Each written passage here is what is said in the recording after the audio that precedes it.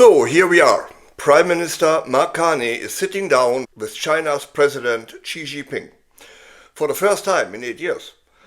That alone tells you something has shifted. I divided today's story into 4 parts. Part 1, the weight of the past. Years of tension have led to distrust and political scars that have never really healed. Part 2, the cost of following Washington. After Trudeau's stupid mistake, Carney opened new markets, created substantial trade expansions that will lead to more jobs, and soon you can buy inexpensive, high-quality electric vehicles in Canada. Part 3, why China matters more now than ever. Canada's need for diversification. Part 4, the balance and outlook. So, let's get right into it. This meeting between Prime Minister Mark Carney and President Xi Jinping isn't Trumpian style. It's not just ceremonial, not just photo ops and flashlights, and lies camouflaged as an important statement, the next big deal. No, it's economic triage, and it could shape Canada's future for decades. Let's be honest, Canada-China relations have been rough. Detentions, trade punishments, diplomatic freezes, and who paid the price? Farmers, exporters, and at the end, we consumers. We Canadians haven't forgotten that. And neither has Ottawa. That's why this visit matters. Both sides are calling it a new era. But nobody is pretending the past didn't happen. Mark Carney isn't a dreamer, he's a technocrat. He measures risks, he reads balance sheets and people. He gets things done. And yes, he has been clear about it before, that China can be a security challenge. So when his team keeps saying eyes wide open, they really mean it. This isn't blind trust, it's calculation. Because the world Canada has relied on so long doesn't exist anymore. Now let's talk about the elephant in the room, electric vehicles. The last Canadian government slapped 100% tariffs on Chinese EVs.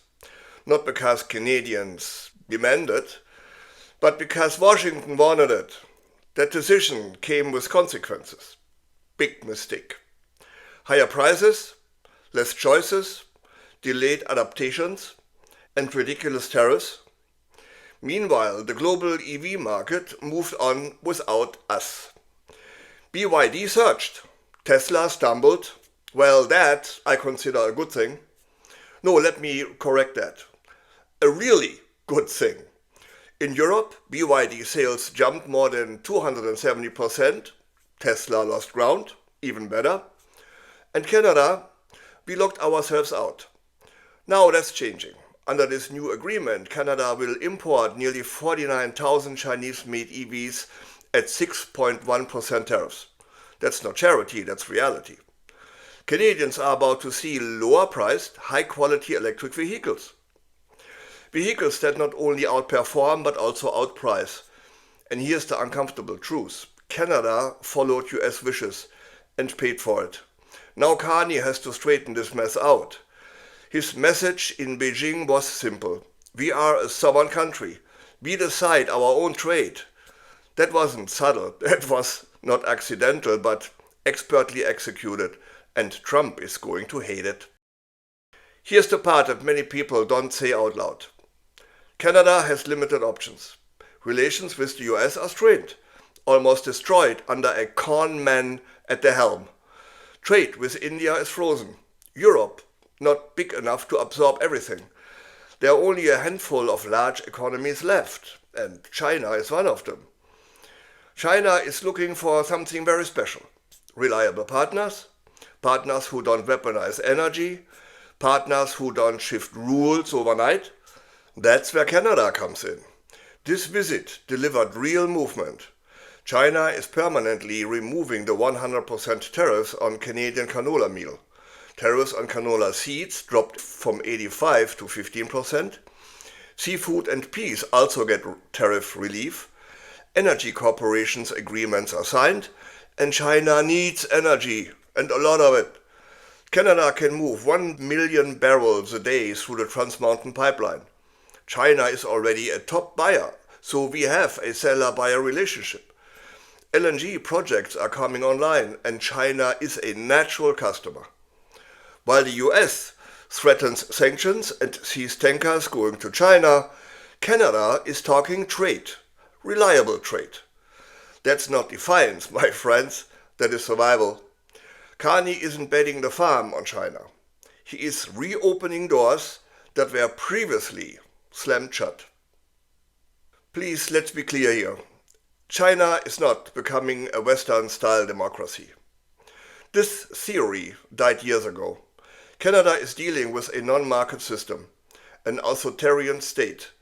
That means cautions, investment rules stay tight. Critical sectors stay protected. Eyes wide open, right? But shutting China out completely, that would be economic self-harm.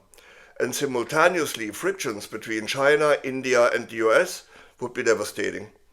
Carney's China approach is pragmatic, focused, transactional, leaving the hard issues where they are and work on what you can.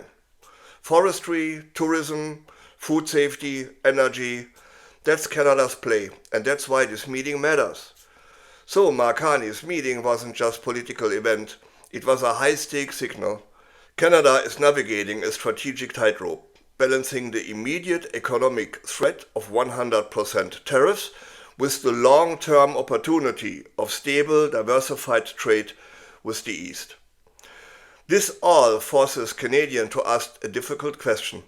Does Canada's economic future lie in doubling down on North American partnership, no matter the cost?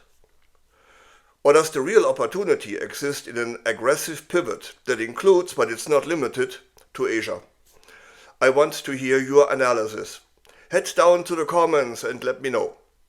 What is Canada's biggest strategic priority right now? Short-term alliance stability or long-term trade autonomy?